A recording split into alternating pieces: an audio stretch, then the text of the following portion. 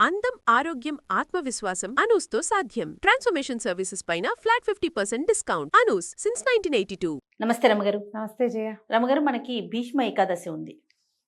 So Bhishma Ekadashi అనగానే భీష్ముడు చేసిన ప్రామిస్ ఒకటి, ఆయన అంపసాయి మీద ఉండటం, ఇవన్నీ మనం ప్రధానంగా చెప్పుకుంటూ ఉంటాం.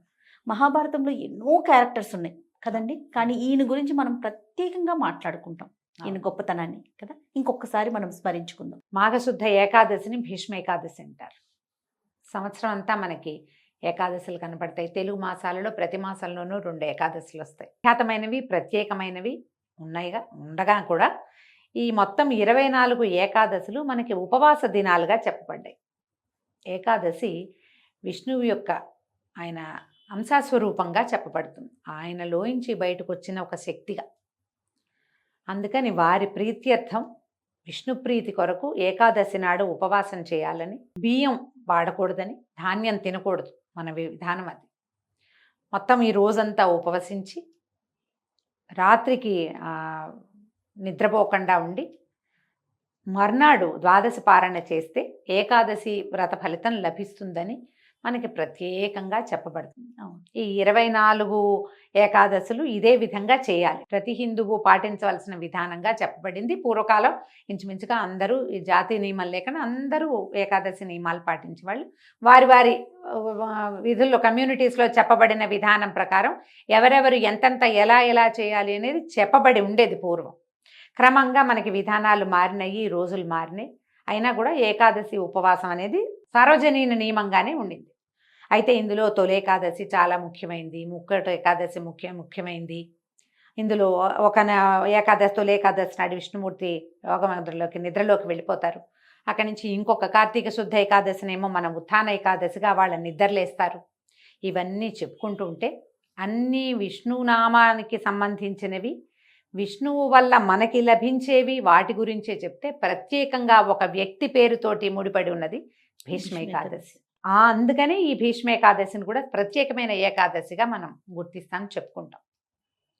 మన ముందు యుగంలో చాలా ఎక్కువ జీవన ప్రమాణం కలిగిన వాడు, అత్యద్భుతమైనటువంటి ప్రామాణికమైన జీవన విధానం కలిగిన వాడు భీష్ముడు. ఆయనకి సహజంగా దేవవ్రతుడు అనే పేరున్నప్పటికీ ఆయన చేసిన మహాప్రతిజ్ఞ కారణంగా ఆయనకి ఆ భీష్ముడు అనే పేరు వచ్చింది. భీషణమైన ప్రతిజ్ఞ, మానవ మాత్రుడు నిలవలేని, చేయలేని అతి గట్టి ప్రతిజ్ఞ. ఒక వివాహయోగ్యమైన యువకుడు, వివాహయోగ్యుడు, పట్టాభిషేకానికి సిద్ధంగా ఉన్నవాడు, తన తండ్రి కోరిక తీర్చడం కోసం నేను వివాహం చేసుకోను, పట్టాభిషేకం చేసుకోను అని భీషణమైన ప్రతిజ్ఞ చేసి తండ్రికి ఆయనకి కావలసిన వివాహం చేసి, ఆ తండ్రికి పుట్టిన కుమారులని పెంచి పెద్ద చేసి, వాళ్ళకి వివాహాలు చేసి, వాళ్ళ పిల్లల్ని వాళ్ళకు కూడా సంతానం కలగకపోతే సంతానం కలిగేందుకు దారిని అన్వేషించి, వాళ్ళకి సంతానం కలిగితే ఆ పిల్లలకు కూడా వివాహాలు చేసి, వాళ్ళకి కలిగిన కుమారులకు కూడా వివాహాలు చేసి, ఇన్ని తరాల వివాహాలని దగ్గర ఉండి నిర్వహించి, ఇన్ని తరాల పెంపుదలని దగ్గర ఉండి నిర్వహించి, తన కోసం ఒక్కదాన్ని కూడా ఉంచుకోకుండా చివరికి తనకి కావలసినట్టుగా ఇచ్ఛామరణాన్ని పొందినవాడు భీష్ముడు. ఈ కథంతా చెప్తే మహాభారతం మొత్తం చెప్తాం మనం. ఇలా చేయగలిగేవాడు ఇంకెవ్వరూ లేరు. అందుకనే భీష్మ పితామహుడు ప్రత్యేకమైన వాడు. అవునండి. ఆ ప్రత్యేకత వల్లే ఈ ఏకాదశికి ఆయన పేరు వచ్చింది. ఇచ్ఛామరణాన్ని పొంది ఉన్నాడు ఆయన. ఎప్పుడు కావాలంటే అప్పుడు మరణించవచ్చు. ఆయన చాలా పెద్దవాడైపోయినా మునిమనవలు రాజ్యాలకి వచ్చినా కూడా, మనవలు రాజ్యానికి వచ్చారు, కౌరవులు పాండవులు ఆయన తమ్ముడి మనవలు కదా, తమ్ముడి మనవలు సరే క్షేత్రజులు కానీ ఎలాగైనా కానీ వాళ్ళు రాజ్యానికి వచ్చి వాళ్ళందరూ పెద్దవాళ్ళై వాళ్ళ పిల్లలు కూడా పెళ్ళిళ్ళై వాళ్ళకు కూడా పిల్లలు పుట్టే సమయం వచ్చినా కూడా ఆయనకి ఏమి జీవితాన్ని త్యజించాలన్న ఉద్దేశం అది ఎప్పటికీ కలగల. ఆయన హాయిగానే ఉన్నాడు. ఎప్పుడైతే కురుక్షేత్ర సంగ్రామం జరిగిందో, కురుక్షేత్రంలో గాయపడి ఆయన దెబ్బతిని పడిపోయినాక అప్పుడు ఆయన తనకి ఉన్నటువంటి ఇచ్ఛామరణం అనే వరాన్ని ఆయన పొందారు. ఇది ఈయన యుద్ధం మొదలుపెట్టిన 10వ రోజున పడిపోయారు. కురుక్షేత్ర యుద్ధం. ఈ కురుక్షేత్ర యుద్ధం ఎప్పుడు మొదలైంది ఇవన్నీ మనకు తెలిసినవే. మార్గశిర శుద్ధ ఏకాదశి నాడు గీతా జయంతి జరుపుకున్నాం మొన్న మనం, 2 నెలల క్రితం. అవును. మనం ఇప్పుడు మాఘశుద్ధ ఏకాదశిలో మాఘానికి ముందు పుష్యమైంది, పుష్యానికి ముందు మార్గశీర్షం. మార్గశీర్ష శుద్ధ ఏకాదశి నాడు గీతాచార్యుడు భగవానుడైన కృష్ణ పరమాత్మ అర్జునుడికి గీతను బోధించారు. తెల్లవారాక ఆ రోజు నుంచి యుద్ధం మొదలైంది. అప్పటికి 10వ రోజున భీష్మ పితామహులు పడిపోయారు.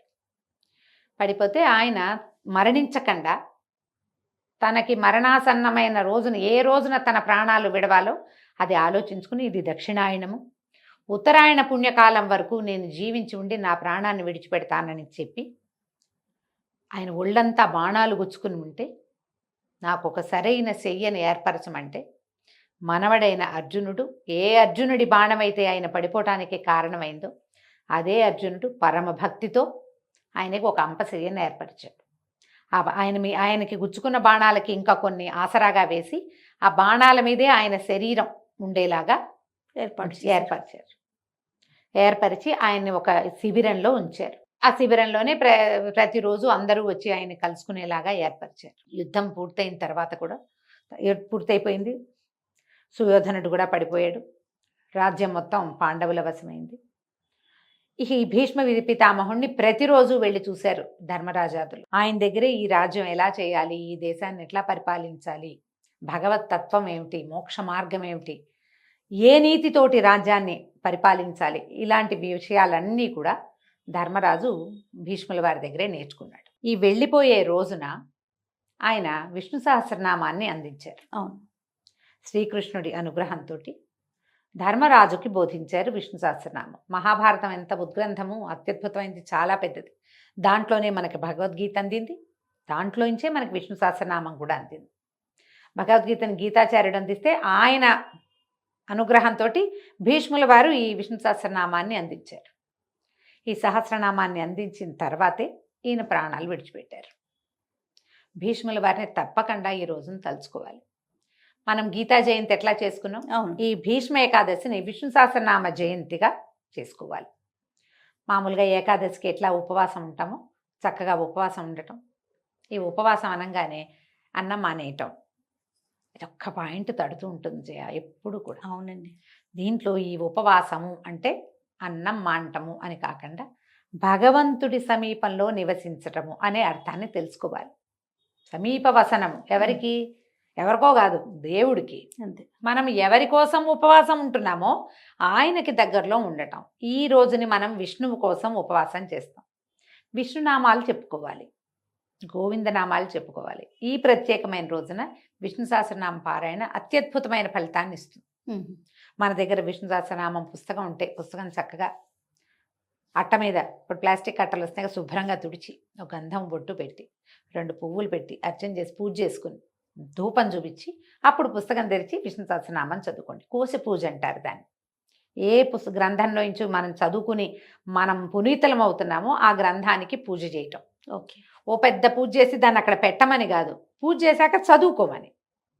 అది చక్కగా విష్ణు సహస్రనామం చదువుకోండి.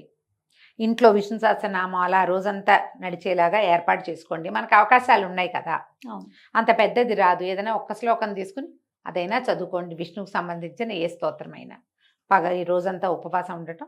ఒకవేళ మీకు రాత్రికి కుదిరితే జాగరణ చేసే అవకాశం ఉంటే జాగారం చేయటం.